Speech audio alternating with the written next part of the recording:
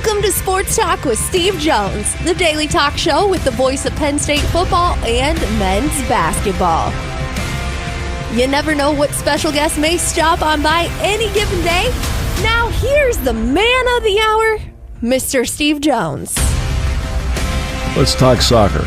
No. Hey, well, there is something to discuss with soccer. We'll get to that later. It isn't soccer specifically as much as it is broadcasting rights, which I know you enjoy. Yes. But we'll get to that in a little bit. We'll start with the continuing developing story of Anthony Richardson, which now his agent, Derek Jackson, stopped short essentially of demanding a trade, but said he's wondering what Shane Steichen's decision might have consequence-wise for Richardson's future with the Colts, because it's up in the air. Now, what I will say first is, in recent years, as we've seen, benching a rookie quarterback or a young quarterback in place of a veteran and then bringing the young quarterback back later in the season can work well. CC, Bryce Young. Mm-hmm. So it can work. Yeah. And it can be a benefit for them if the young quarterback understands that and is okay with that. But that's the question, is what is Anthony Richardson thinking right now as he's sitting here knowing he isn't starting because Daniel Jones is? Shane Steichen's job is simple. Mm-hmm. Win game one. Yes. So he looked around. He said, who gives me the best chance to win game one? Daniel Jones. Mm-hmm.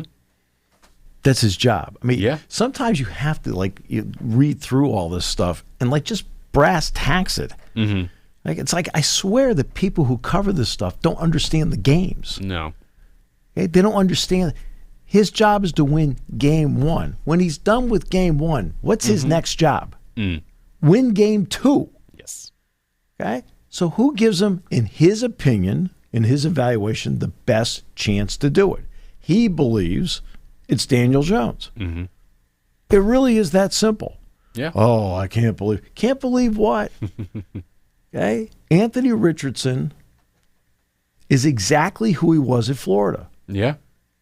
There's no difference. Mm-hmm. He is exactly who he was at Florida. Yes.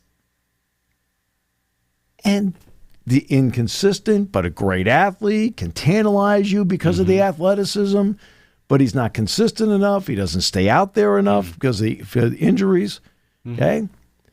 I mean, what is the number one thing, right, that allows you to move forward? What's the number one way to increase your ability? To win games? Availability. Yes. Okay? Yeah. All right? Okay? Mm-hmm. And that's what they've done here. This is what everybody does across the board. Oh, what about Shador in Cleveland? Why is he starting Joe Flacco? Because Kevin Stefanski believes his best chance to win game one is with Joe Flacco. Mm-hmm. Then he'll make a decision, if he wants to keep going with Flacco, to try and win game two. Yeah. Right? And then his next decision will be, who's the best guy to win game three? Mm-hmm. That's what this comes down to. Why do you start a certain running back? Because he gives me the best chance to win my next game. Mm-hmm. Right? And that's how it works. Everybody's on these short leashes. Mm-hmm. There's a pressure to win this week in the league. Mm-hmm. Who gives you the best chance? Right? And for the most part, because of the competition in college now, and because of the passing games you have in college now, a lot of times, especially if you're going to play 4 years, you are who you are. Yeah. Whomever drafts Drew Aller, Drew will get better and better and better. He'll get better. Mm-hmm. But for the most part, pro teams see him when this season's over with, and they'll know pretty much who he is. Yeah. Hey? I mean, how different is Jalen Hurts now compared to when he played in college? He's more polished, but that's what usually the NFL does. Right. You get there, you get more polished, that your traits become a little better, like Josh Allen. Right. When he came out, we knew he had a cannon. We knew he could run and do all these things. Yeah. It was just, can he get his accuracy down better? And he did. How different is Lamar Jackson? He's Lamar. Now, are they better? Yes, they're better versions of the same player. Because they're older, more mature, and usually make fewer mistakes because of the maturity. But they're really still the same kind of player. Patrick Mahomes is no different than he was at Texas Tech in terms of style of play. You know, it's the question of whether you can adapt to the incredible speed of the NFL. Right? The speed in the NFL, if you ever go to an NFL game, you want to know where the speed really shows up and you sit back and go, wow, these guys can all run. Special teams. Oh, my God. You can see on special teams on a punt play, you're like, holy mackerel. I'm talking when you're live. I got to, just quickly on that, I got to see the speed in action as a Saints fan, I went to the Saints-Eagles game a few years ago in Lincoln Financial, and I got to see, at that time, Deontay Hardy, the Saints returner, who was an All-Pro that year, return a punt like 70 yards. And he catches it, the speed at which you have to catch it, see the player coming at you from you to me, maybe a yard. And then he had to put his foot in the ground, get around him, and then get up to full speed to avoid the other players coming at him with like a full-on car crash. Like, it's incredible. So Anthony Richardson really is... He's older, but no different than what we saw in college. Daniel Jones is older, and he's no different than what we saw at Duke. Okay? It's the way the league is, right? And, I mean, it's only preseason games, but am I surprised by what Jackson Dart's done with the Giants? No. Now, in the regular season, I think it's a little bit different. It's ones against ones, good on good. But you're not surprised by it. And that's the way the league is. Now, guys get older like Aaron Rodgers because that's an area, for example, the Steelers in the preseason, an area of surprise, but on the tough side of it is the Steelers' offensive line has not performed well in the preseason. And they've had the ones out there. It's not just generating a running game. You have a 41-year-old quarterback, 40, about to be 41. Yeah. Who 5 years ago, behind this same offensive line, would thrive because of his movement, his vision, his quickness, right? His ability to make throws from odd angles. But now he's 40. He doesn't have that same movement, right? That's why I think the Steeler passing game is going to be a lot of underneath stuff because he doesn't have the same movement. And he needs protection from that offensive line. Conversely, Jalen Hurts has a superior offensive line, both in running game and in pass protection. And that has allowed him to make a lot of decisions where he can sit back and go, okay, Smith's covered, Brown's covered, I'm going to go to Goddard, or I'm going to dump it off to Saquon, whatever. But he has a little more time to do it. He's also younger. Yeah. Okay? But he has time to do it because his offensive line is superior. Well, he's got one of the truly great right tackles of all time who leaves early every time. So one of these days I'm going to sit back and say, like, you can't keep leaving that early. He's incredible. He leaves early. It's like, but he does. Yeah. Okay. But that's what you have. Like Dak Prescott's coming off an injury. His offensive line's different now than even 3 years ago, 2 years ago. He's going to struggle at times because of that. And the running game is going to struggle at times. And they're the opening game a week from tomorrow when they go to the link to play. Can I give you a player, speaking of offensive lines, that you brought up? Someone who did not have a good one for years and suffered from it was Andrew Luck. Yeah. Andrew Luck, notoriously, the Colts went from Peyton Manning's offensive line with Jeff Saturday and that group was incredible, amazing, and then they lost it all. And then when he was coming back in for the next season, they thought, okay, we have this kid, Quentin Nelson, coming in. He's really good. They built this offensive line. They said, maybe this is the year we have a great one. And then he retired before the year began, and now we got to see that offensive line the next 3 or so years was incredible. And if you have that offensive line and that talent, like... it does a lot for you. No, it does. It does not just a lot for you. In a lot of ways, it does everything for you. It allows you to dictate the game on your terms. Yeah. Your quarterback now has the ability to scan. Your running game has an ability to take the pressure off the quarterback. You can now run play action because you can run the ball and throw the ball. See, balance is not, right? Okay. Balance is not I run the ball 25 times and I pass the ball 25 times. Balance is not. I'm talking about, like, obviously that's balance, but balance is not we ran for 250 when we passed for 250. Of course, that's balance. Balance, though, in a football sense, is about the threat that you can do both. And now a defense is completely off balance because they don't know what you're going to do. And you can do both on any down. Yeah. Right, that the threat of balance on any down is that's really, really important. I want to get to more quarterback stuff real quick because people are looking forward to this season and this next year in terms of quarterbacks and where teams are with the guys they have. Right. Because you're looking in the NFL right now, Anthony Richardson, we don't know what his deal is. Daniel Jones is on a 1-year deal. So their quarterback next year, we don't know about. But we're a year out, but like we don't know what they're going to do at quarterback. But look, there's not going to be a heavy market for either guy. No. But then because if you get Richardson, it's a reclamation project. Yeah. But then we look elsewhere in the league. And you've got the Saints who have maybe Tyler Shuck, maybe Spencer Rattler. Kellen Moore yesterday said there's still a QB battle, so we do not know who the quarterback is for the Saints going into week 1. And then there are other teams all around the league with similar question marks for their guys at QB.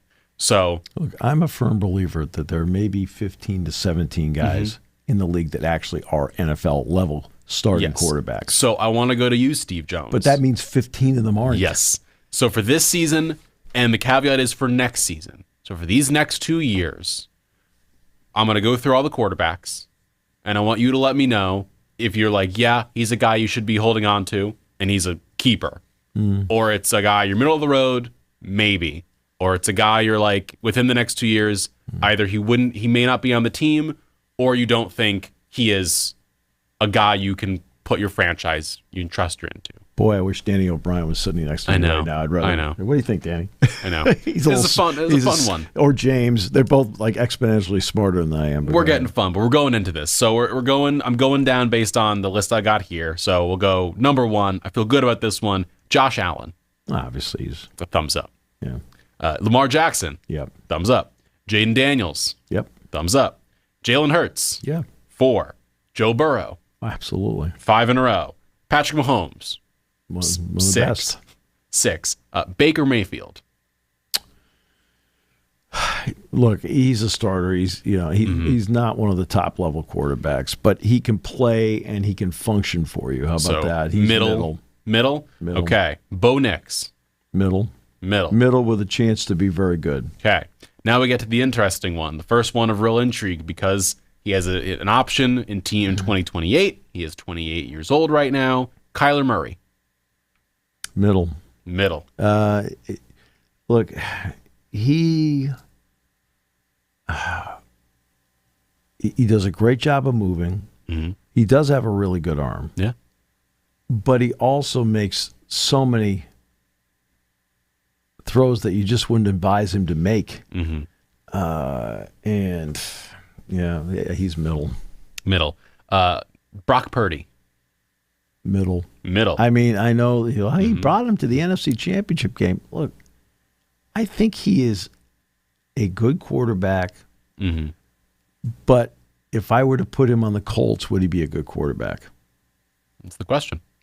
Right. What about the Saints? Would he be a good quarterback? Right. But with the 49ers, where he's got an offensive line, he's had one of the superior left tackles in the game in recent years. He's had McCaffrey. He's had wide receivers to throw to. Now Debo's with Washington. He's got Kittle. He's had a lot of things go right for him. Right. He's had a lot of personnel around him that's helped him. Now he's also done his part, but he's middle. Yes. Next, Justin Herbert. Oh, I think he's really good. I like Herbert a lot. Okay. I mean, he needs better personnel around him. Oh, yeah. We'll see what they have this year. The Chargers but he's good. I think he's good. Group. They lost, of course, Sean Slater for the season, it seems. Yeah. So that's a big one there. Caleb Williams. I think Caleb Williams is going to make it. I do. Okay. I do. I think he is still, we talk about you are who you were in college. Okay. So I always said about him, he is tremendous in havoc plays. The problem is he's the one that created the there havoc. are too many havoc plays he creates that he's then good in. But It's like, okay, why didn't you get rid of it earlier? Right? He was wide open. Yeah. But do I think he is the solution in Chicago? Yes. So, like if you can go like and like put it to the 3/4 level, he's trending up. Yeah. He also has a good team around him. Of course, this Bears team. They got Ben Johnson is their coach now. He's got an offensive mind. Offensive as line. his head coach. He's got an offensive mind as his head coach. Roma Dunze, Luther Burden, DJ Moore. He's got good players. Receivers. Cole Kmet, Colston Loveland. Like a good group around him. He's good. So you're looking up. He needs more work, but I think he's going to be okay. We're going down to Dallas. Dak Prescott.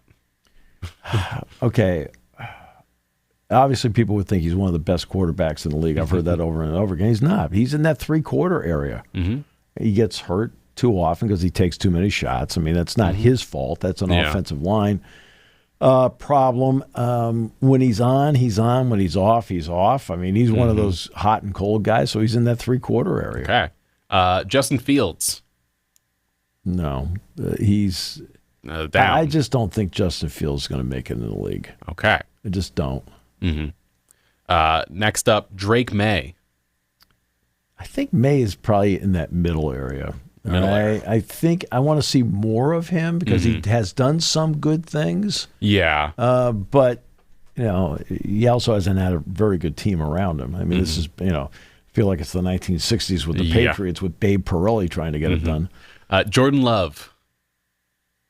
Jordan Love I like. He's in the 3/4 area. Okay. I really like Jordan Love. I think he does some things really, really well, and I think I can see why Green Bay did what they did.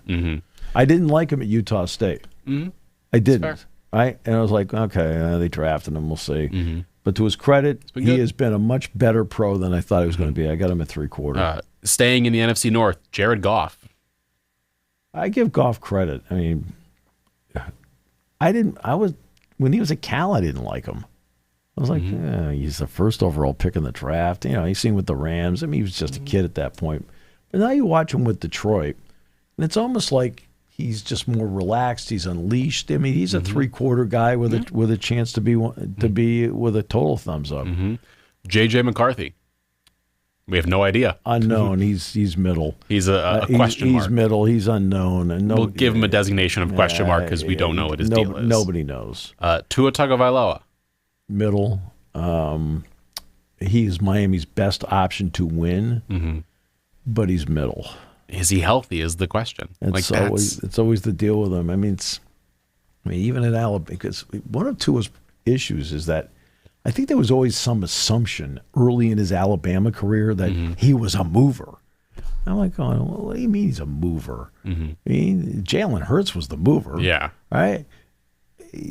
Right, and everybody, I think people thought he could move, and then like when he hurt his hip against Texas A&M, one of the issues is he doesn't move well. Well, he still doesn't move well. Nope. Speaking of injuries, Matthew Stafford was great. All right, he's 3/4 because he can still do what he did in the NFC playoff game against the Eagles because that was the one team that pushed Philadelphia to the brink. Was the Rams, and he was the reason why in that game. He still has something left in the tank. C.J. Stroud. Middle to 3/4. He flashed real high. Great rookie year. Mediocre second year. It's a big year for him as to going from middle to up, so I want to say middle with him. Next up, same division, Trevor Lawrence. Same story. He 2 years ago was very, very good. And then they hit that losing streak. And then it didn't get better last year.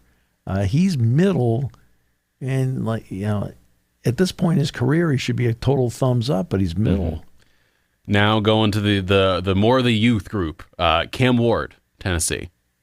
We'll see. I mean, we'll see. I mean, it's going to be a game by game basis. With him, and look, when you're the first overall pick in the draft, what does that mean? That means you're going to a team that's not very good. Yes, and Tennessee is not very good, and probably won't be good this year either. Michael Penix Jr., Atlanta. Very limited reps. He's accurate throwing the ball. He's absolutely middle because you can't tell one way or the other what he is. The biggest issue that if I'm Atlanta, I worry about is that pre-Washington, his history of injuries. Because 2 of the injuries, I think he's had 3 big ones. Yeah. 2 of them were in games they played Penn State. So I was doing the game when he got hurt on 2 of them. So, I mean, that's what makes you worried about him. Bryce Young.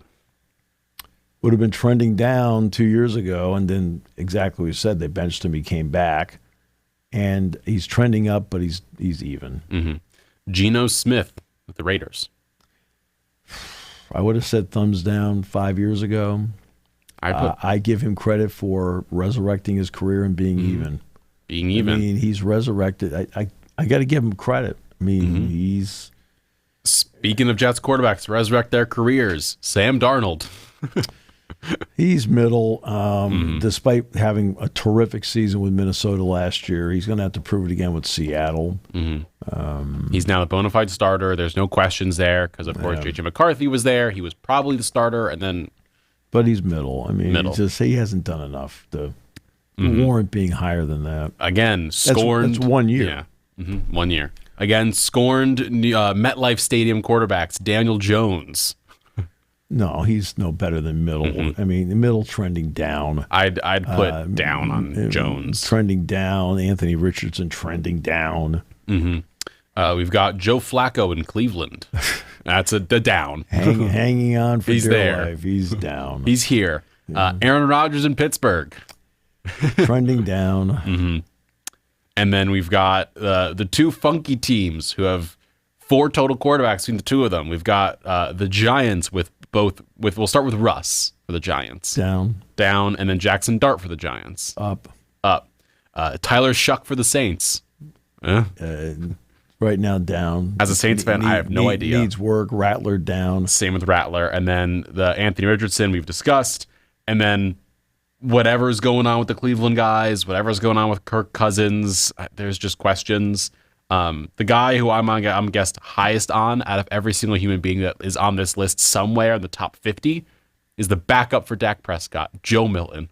We hear it every single training camp. No. Is that Joe Milton flashes and everyone's like, oh my gosh, he's great. It's a training camp routine, Steve. Let him be. I did one Joe Milton game. It was at Michigan. Penn State won the game. He played lousy. He went to Tennessee, got off to a really good start there, then ended up playing lousy. Goes to a camp. I think it was at the Patriots camp at one point. Oh, yeah, lousy. Yeah. All right, now in doubt, lousy. I mean, look, it's just the way he is. Some guys don't have it, and to his credit, he doesn't have it. He does not have it. So that is going on the quarterback side of things. So we'll see what the deal is going forward there. Probably too generous on some of them. Too generous on some, but whatever. When it comes to quarterbacks in the college game, C.J. Carr was named the redshirt freshman, the starting quarterback for the Fighting Irish. Lloyd Carr's grandson. He was thought to be the heir apparent anyway, and so he was able to step up and win the job. Julian Sayin, AK came in from Alabama. Sat behind Will Howard last year. Now it's his time. Okay, he's won that job. Same story. Who gives him the best chance to beat Texas in the opening game? He probably does. I mean, I'd have to ask Jim Knowles a little bit more about both those guys. Yeah, probably. And then we head over... James, no, I don't want to do that. I don't want to talk to him about that. And then the one I'm intrigued about, we have to head over to Cal for this one. The starting quarterback job was announced for Cal. Of course, they had transferred Devin Brown and Jaron Kiawe Sarapulutea. I apologize for butchering his name. He is with the Cal Golden Bears. He was going to Oregon. He then changed his mind, went to Cal, as he's now a freshman, and he won the job. He beat out Devin Brown, I'm not surprised, Ohio State quarterback. Yeah, but Devin Brown is more of a runner. He's not a great thrower. I mean, in fact, the game out there 2 years ago, he got hurt in the Penn State game. We kind of knocked him out for a period of time. Yeah.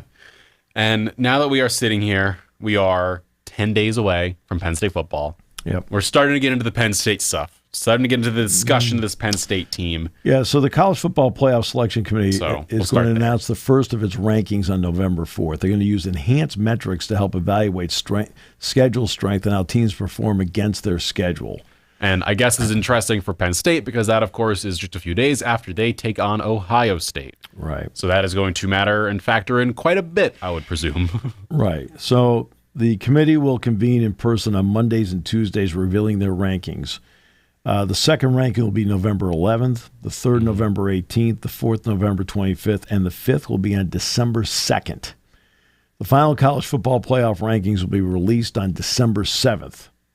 They'll start at noon.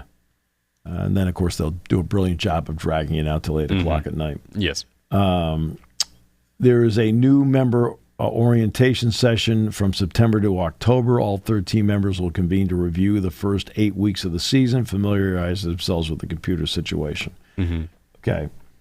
I don't mind having data there, but you can't rely on data points. You just can't. You've got to have. All right.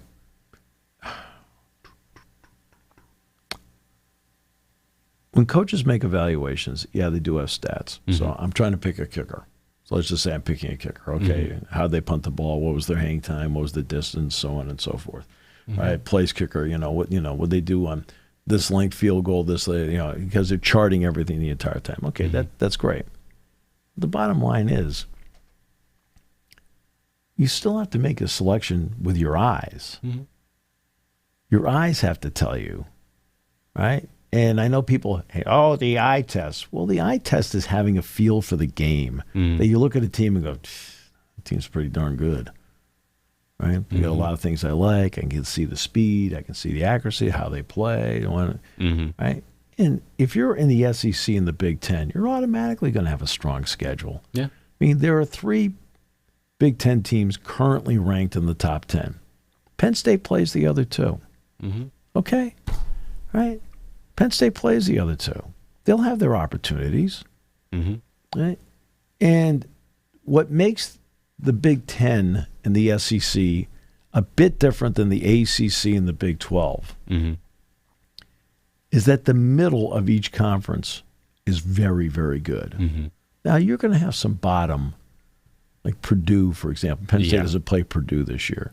But you knew Purdue last year and Purdue this year. They're in transition. They're not going to be a good team. All right, got it. Okay, that's the way it is. All right. Sometimes when you get a conference as deep as the SEC, Oklahoma suddenly finished 15th last year. 15th. Kentucky had a great defense, no offense, finished last. But in the ACC and the Big 12, when you get to the middle, it is a drop off. Yeah, and that's one of the issues. Now, Pat Narduzzi, if you were sitting to me, would just, Pat, just calm down. I've watched you play. Okay. Can I give you a fun ACC team, by the way, to schedule-wise that I want to talk about? My Syracuse Orange. Do you want to know what their schedule is? Their 12 games, Steve? They play Cortland State. They play Tennessee. Cortland. They play Tennessee, ranked 24th. Cortland State. On the road to Clemson, 4th overall. On the road to SMU, 16th. On the road to Miami, 10th. And on the road to Notre Dame, 6th. Yeah, well, Notre Dame plays Miami early. They play the first game of the season.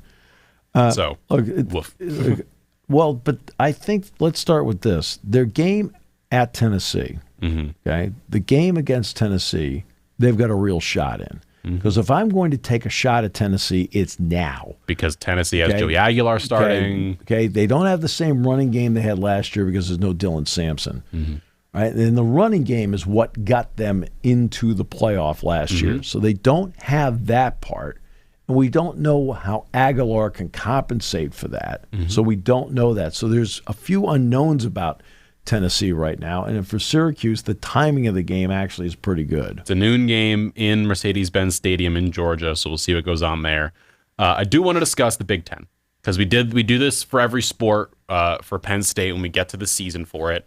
So let's go through the Big Ten teams. I want to discuss with you because I know you're starting to do. You've already been doing all of your evaluations. You're getting yourself ahead for games. Yep. So I want to go through each of the teams. We're going alphabetical order wise through this. So we'll start at the top.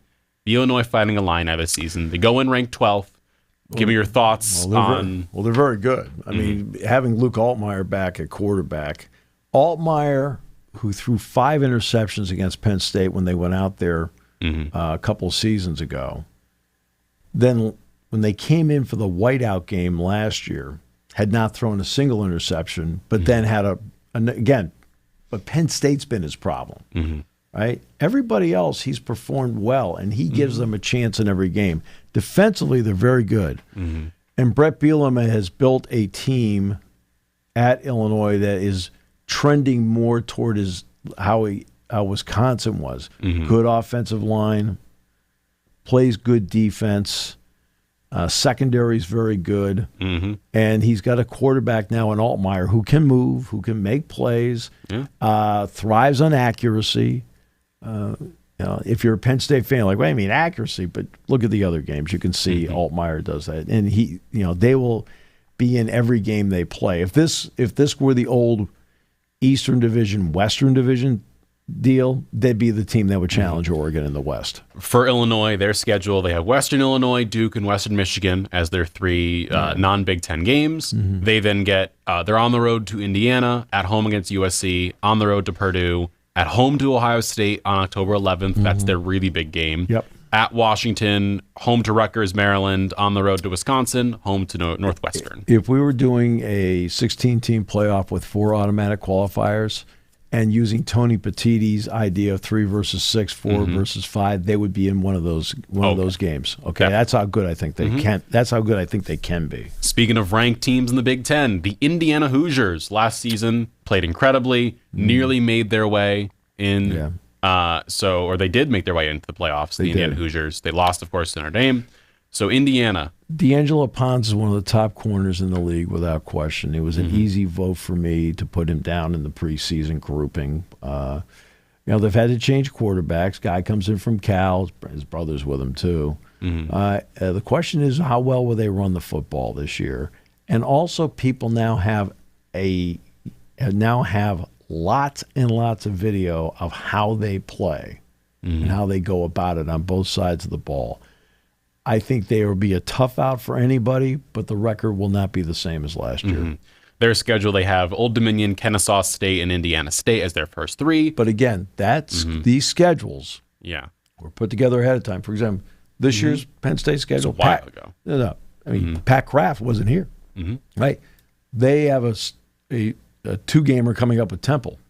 Pat scheduled that as the athletic director at Temple. Okay? Right? That's kind of funny. Right, exactly. Yeah. So Indiana put together a scheduling model with the idea, if we can win 3 games in the non-con, we just need to win 3 in the conference to get to a bowl game. That's how it was scheduled. But they're a different team now. They have, then heading into the Big Ten season, home to Illinois, we just mentioned, on the road to Iowa, and then Oregon, home to Michigan State, UCLA, on the road to Maryland, here in Happy Valley, on the road, or home to Wisconsin, and then on the road to Purdue to wrap up the season on the 28th. Right. So that is the Indiana schedule. We then go to Iowa, the next team up. Okay, defensively, they're going to be good again. Phil Parker does a great job with them defensively. The question has always been about the ability to score. Can they score points? Caleb Johnson's now with the Steelers. That doesn't help. I think Moulton is now the quarterback. Is now the running back. The entire key for their season is the transfer from South Dakota State at quarterback. At South Dakota State, I thought he was good. I thought he was very good at South Dakota State. Because, look, Is that Gronowski? Yes, and I'll watch some of the FCS playoffs because there's some good football being played there, and it's fun watching some of those games and the emotion of it, especially in the home atmospheres. He's a good quarterback, and he'll give them the best shot at doing something in a long time. And Penn State has to go out there. Our offensive line is good, but you know what? The interesting thing is that I think his wide receiver group, he's going to have to help them. He needs to help them, and we'll see what kind of help he gets at running back because Caleb Johnson really carried that offense last year. He did. And Jimmy Lachey's kid, Luke Lachey, is no longer there. fact, I just talked to Jim the other night. Speaks highly of you. This Iowa team, they are at home to UAlbany. They then go on the road to Iowa State, 22nd ranked in the nation. They have to play That'll that. be a big That's one. a mandated game. The Cy-Hawk game, it's mandated. Yeah. With all due respect, in a 9-game Big Ten season, I've always maintained that game hurt them. Well, how could it hurt? They're ranked 22nd. No, understand where I'm coming from. That's kept them from having the ability to play Alabama. It's kept them from having the ability to play Georgia or somebody of note in the non-conference. With all due respect, as emotional as the Cy-Hawk game is, it doesn't move the needle. It doesn't. So they don't have a non-conference game that moves the needle, and they're a program that needs one. Yeah. They then are at home to UMass, then to the Big Ten. They're on the road to Piscataway to Rutgers, home to Indiana, at Wisconsin, home to Penn State, home to then Minnesota and Oregon back-to-back, on the road to USC, home to Michigan State, and then on the road to Nebraska to wrap up the season. We then go to Maryland, to College Park, UMD. A lot of things going on there. They've had to change over that roster. It's dramatic. Mike Loxley told everybody that essentially he felt like he lost the locker room last year. So Not a great thing to say. Right. No, it may be accurate, but they still have a quarterback problem. I mean, Tagovailoa is no longer there. They've got a quarterback problem. They lost their top running back, Roman Hemby. He's now at Indiana. Right? I mean, that's part of the Indiana running game right there is Roman Hemby, who's good, not great. He's not a great running back, but he's very good. Right? So they've lost him. They've had some terrific wide receivers. They don't have that group anymore. There's a lot of things. It's almost like it's a rebuilding year at Maryland. And even when they were highly competitive with everybody, you're only averaging 30 to 32,000 a game at home. And it's like, this may not be the kind of team that generates, Buzz. I mean, remember, it's just a few years ago where they went down to Austin and beat Texas. Then Texas, Texas going to come back and beat them the next year. They beat Texas again. They can't. Right now, they can't do that. No. They are home to FAU, Northern Illinois, and Towson their first 3 weeks. Then they get on the road to Wisconsin, home to Washington, Nebraska, on the road to UCLA, home to Indiana, at Rutgers in Illinois, and then home to Michigan and Michigan State back-to-back. Yeah, Billy Edwards, their quarterback, will be the guy they've got to really lean on. Again, he can move, make some plays. And speaking of Michigan State, they are the next team up, Mr. Steve Jones. They're a good team. I know they finished, a game under 500 last year, something like that. Jonathan Smith is a good, solid college football coach. I mean, a good, solid college football coach. Childs' his quarterback is very, very good. There's no getting around it. I think their offensive line is good. He's defensively, they've had to overcome some injuries with that group, but I think they're a better team than last year. I think it's going to be a tough game for Penn State going into East Lansing to play that game. And they'll, to me, they will be have a chance to be a bowl team. So, Michigan State, they have Western Michigan, BC, and Youngstown first 3 weeks. BC game will tell you a lot. That game is 7:30 on the 6th on Peacock. Yeah. We then go on the road to... Means I won't watch it. Then they're on the road to USC and Nebraska, home to UCLA, on the road to Indiana, home for Michigan. That'll be a big game. At Minnesota, home for the Penn State, at Iowa, and then home to Maryland their final week. Michigan is our next team up. Mr. Steve Jones, your thoughts on the Wolverines? Completely different team because the biggest reason I felt that Michigan won against Ohio State last year were the two tackles, Grant and Graham. Ohio State didn't have Heinzelman in their starting center. They didn't have Simmons, their starting left tackle, so they had to shuffle their offensive line around. And it may have been as poor an offensive coordinator called game in the history of man by Chip Let's Kelly. not give Jeremiah Smith the ball. Great idea. Their defense is different now. There's no Will Johnson back there. Okay, Grant and Graham have moved on. And then I don't know what he wants to do with his quarterback. I mean, Underwood's there, but I don't think he's the starter right now. They've relied heavily on their running game. I just think right now Michigan is a program in transition. I mean, the Oklahoma game, how are they going to play Oklahoma? Well, I don't even know how good Oklahoma is, to be honest with you. And nobody knows the status of Mateer going into that game because of all the craziness surrounding him. So I feel like Michigan is in transition. They'll finish above 500, but they'll finish above 500. So their schedule, they're home to New Mexico, at Oklahoma, home to Central Michigan. They're Big Ten. They then go on the road to Nebraska. Central Michigan and Nebraska are the two games that Moore's not coaching. Yes. And then they're home to Wisconsin, at USC, home to Washington, at Michigan State, home to Purdue, on the road to Northwestern Maryland. And the final week on the 29th, they are home to Ohio State. Sounds like an annual game. An annual game. Something crazy, Steve. We then go on up to Minnesota for the Golden Gophers. I felt like PJ Fleck's best team was last year. And look, Coy Parrish is he's good. A special talent. And being a year older is going to help.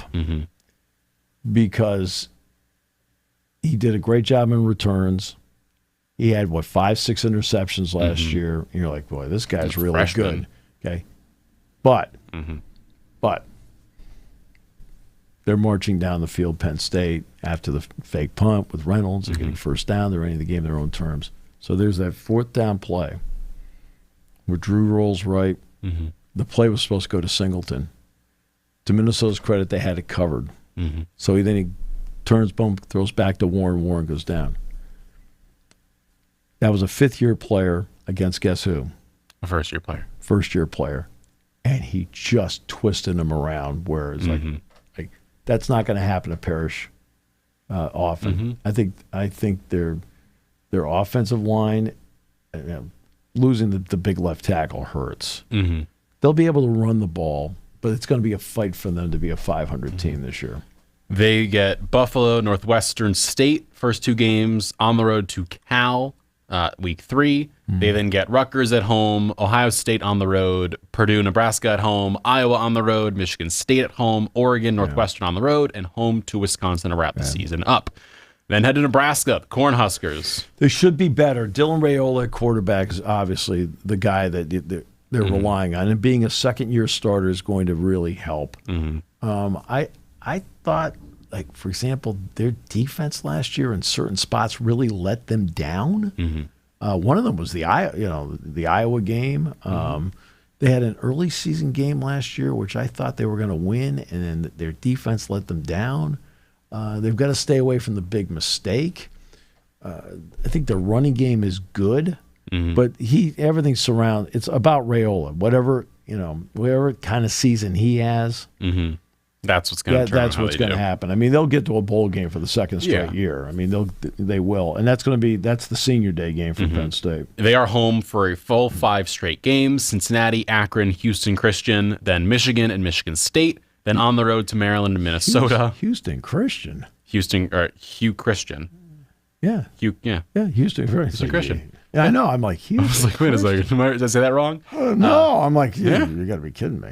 On the road to Maryland, Minnesota, home to Northwestern, USC, at UCLA, here in Happy Valley, and then home to Iowa to wrap their season up. Right. We then go to Northwestern, to the Wildcats. New stadium is in next year, correct? Next year. And Penn State goes there next year, as a matter of fact. So it should be the new place. When I was in Evanston in May, I did not go over to the campus, because I was trying to drive back home. And I was like, I don't think I have time to do this. I just want to get going. It was raining. Preston Stone takes over at quarterback. He was the backup at SMU. Stone last year was the starter. Remember, Nevada played SMU last year to open the season, and Nevada gave SMU a really good game out in Reno. Stone was the quarterback in that game for SMU. Finally, after about the third game or so, Kevin Jennings took over. Stone stuck around, was the backup quarterback here, never got in the game. He will be the starter at Northwestern. They're going to have to rely on what he's going to do with all this. Porter's back at running back. That'll help. I think the receivers are okay. I think defensively, their linebackers are very good. Very good. But it's still a team that, Penn State will be a big favorite against them on homecoming. They are on the road to Tulane. Then they get Western Illinois. Then week 3, they're home to Oregon, home to UCLA. Then they get UL Monroe. Then they are here in Happy Valley against Penn State, home to Purdue, at Nebraska USC, home to Michigan, Minnesota, and at Illinois to wrap their season on up. We then go to the number 3 ranked team in the nation, the Ohio State Buckeyes. Julian Sayin is the quarterback. They, of course, have Jeremiah Smith returning, Caleb Downs returning. They're Ohio State. All right, so Peoples at running back, and then C.J. Donaldson, who evidently has slimmed down a little bit since he played at West Virginia. So that's their 1-2 punch at running back. I think a guy that nobody's talking about is Max Clare, the tight end. He was good last year. He transferred from Purdue to Ohio State. He's an Ohio guy anyway. I think he becomes an important part to what a young quarterback needs to have the ability of a tight end to make plays, because Smith is obviously spectacular. So is Carnell Tate. Yeah. Right? Downs is one of the truly special talents in the game. The question is going to be, with all the players they lost off the team, because a key for Ohio State last year was what we've talked about with Penn State, roster retention. Well, eventually you're out of eligibility. So now it's going to be a test to see as to who steps up, especially on defense for Ohio State, who will step up and make the plays for them on defense, because we knew last year who those players were going to be. Oh, yeah. So we'll see what they have this season. They, of course, have the big game week 1 against Texas, 1-3. Yep. They then get Grambling and Ohio. Then they're on the road to Washington, home to Minnesota, on the road to Illinois and Wisconsin, home for the Nittany Lions, on the road to Purdue. But they've got a tough schedule. They have a tough schedule. Home to UCLA and Rutgers, and then they wrap up with the Michigan game in Michigan. It's a big schedule and a strong schedule. And then next, another ranked team, number 7 in the nation, the Oregon Ducks, Mr. Steve Jones. All right, so Whittingham back at running back. Noah was the backup last year who played a ton. He played a lot. So that's a big plus for them. The key is going to be, they lost both their tackles. The key is going to be more quarterback, because Tez Johnson went to the NFL. Okay. But then they lost Evan Stewart. Yes, Evan Stewart is He's out for the season. year. So that's now becomes a bit of a quandary for them as to how they want to play. Defensively, Batchelor, the middle linebacker, is really a good football player. Is he an NFL player? I don't know. But as a college player, he's really good. Uyunglele at defensive end. Outside, however they want to play him. Stand up as an outside linebacker or as a defensive end. He's really good. And so it's a talented team, but a lot of it's going to depend. Gabriel was so accurate last year, and that defense did not have to be on the field as often, because they would just keep drives going, whether Gabriel decided to make another accurate throw or whether Gabriel ran the ball himself. Can Moore do the same thing? That's going to be a big question for them, because they do have a lot of talented players in that team. I also want to shout out their tight end who tore Penn State apart, Kenyon Sadiq, had 2 touchdowns against the Nittany Lions. Sadiq was actually their second and third tight end last year. He now becomes the primary guy there. Terrence Ferguson's gone, so he now steps into that role, and he should be a great player for them. Then Oregon, their schedule for the season, they have Montana State, Oklahoma State back-to-back. Then they're at Northwestern, home to Oregon State, and then they're here in Happy Valley, of course, for the whiteout game on the 27th. They then go back to home against Indiana, away to Rutgers, home to Wisconsin, at Iowa, home to Minnesota, USC, and then at Washington to wrap the season up. We then will skip past the Nittany Lions for another day, because, of course, we can discuss them ad nauseum. Purdue, they, of course, lose Max Clare. They've got a long look. The bottom line is, okay, the 2 best football players on that team last year were Max Clare, he's at Ohio State, and we just did Oregon. Dylan Tiedemann, one of the top safeties in the country, is now at Oregon. That's Purdue in a nutshell. We're done. Purdue has Ball State. It doesn't matter who they play. They have at Notre Dame is their first fun game. It's next team. Yeah. They have a rough schedule. They'll finish last. Rutgers, speaking of teams that exist. Okay, Alia Kalimanis is back at quarterback. If you recall, he's the one that made the start in the whiteout game when he was at Minnesota. He's gone to Rutgers, and you know what? At Rutgers, he's been a good, solid quarterback. He's made some really good plays for them. The running game is good, but there's no, Monungai's gone now. They need to have their wide receivers step up for them. You know that Greg is going to have a decent defense to go against. And of course, Penn State's going to go into the last game of the season. It's going to be the Super Bowl, a lot of Super Bowls, and the whole thing. 30,000 people? Right. No, they'll have 50,000 people. No, it's Penn State. They'll sell the game out. Okay. Sorry, I trash up Piscataway when I can. The game will be sold out, but the question with them is going to be depth. And I think he can throw the ball. I think their running game takes a little bit of a hit this year. They're decent in the trenches. That's Rutgers. They have an interesting schedule. They have Ohio, Miami, Ohio, Norfolk State, then Iowa, at Minnesota and Washington, home to Oregon, at Purdue and Illinois, home to Maryland, at Ohio State, and then home for Penn State to wrap the season up. We then go to California, UCLA, Nico Iamaleava. They'll be a better team than last year. But I hope they are if they're paying him a lot of money. But Foster was in a bad spot last year. The whole thing with Chip back and forth. They didn't know what he was going to do. And finally, he took the Ohio State job. It tells you a lot about the college coaching profession that he would leave a head coaching job to be an offensive coordinator and then parlay that into an NFL coordinator job at the Raiders. But they'll be better. I think they're going to be better with him at quarterback. He may look. The book for me is still out on him, but UCLA has something that a lot of people like. They have a fair amount of athletes on that team. It's a question of how organized they can get their athletes to play.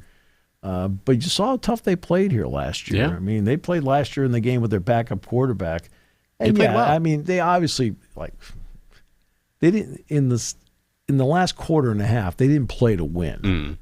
They were just playing for respectability. That's why they played, the way they played. Right? You're like going, okay, why aren't we going faster here? Yeah. Right? But playing out there, okay, you got to fight it a little bit.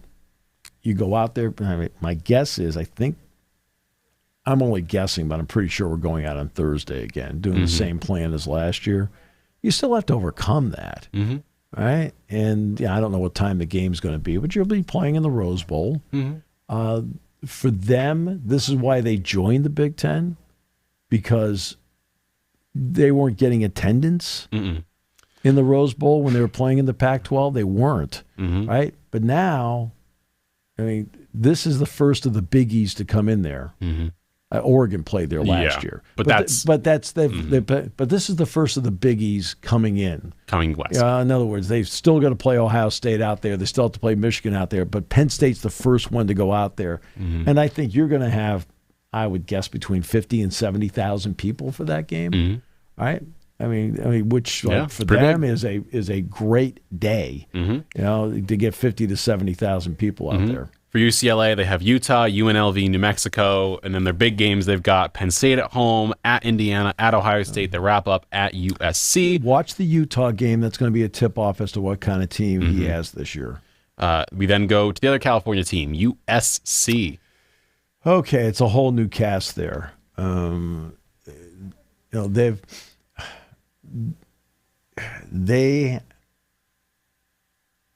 Hudson's here. Deuce Robinson is transferred out. Okay, Miller Moss is at Louisville.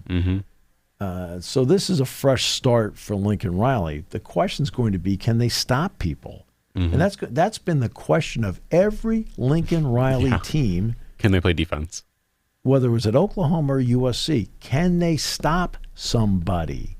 Now they have. If you're looking at the recruiting part of it, it looks like they're now recruiting better.